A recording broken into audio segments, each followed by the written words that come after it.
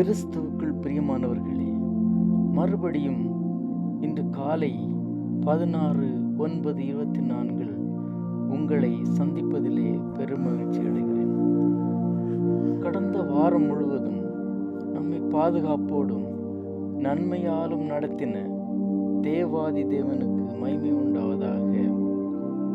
மறுபடியும் எல்லாவித நன்மைகள் பெரும்படியாகவும் இந்த கால வேளையிலே ஜெபிக்கும்படி உந்துதலை தந்த கர்த்தாதி கர்த்தருக்கு ஸ்தோத்திரம் உண்டாவதாக.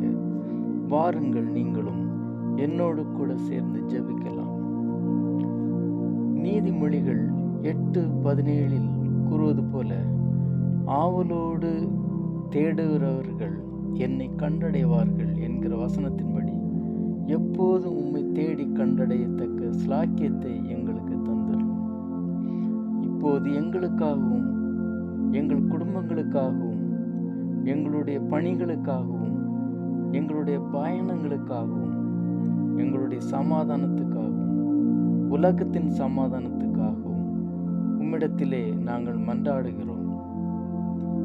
எப்பொழுதும் எங்களுக்கு சந்தோஷத்தையும் சமாதானத்தையும் மகிழ்ச்சியும் நீர் ஒவ்வொருவருக்கும் அருள்வீராக என்று வேண்டிக் கொள்கிறோம். உம்மை உண்மையோடு தேடுகிற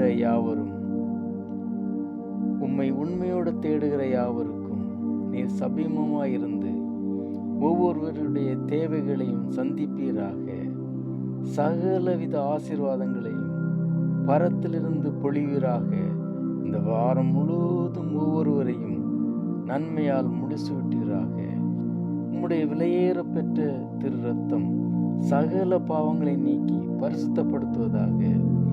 உமது வருகையில் நாங்கள் யாவரும் ஒன்று சேர நீர் எங்களை தகுதிப்படுத்துவீராக.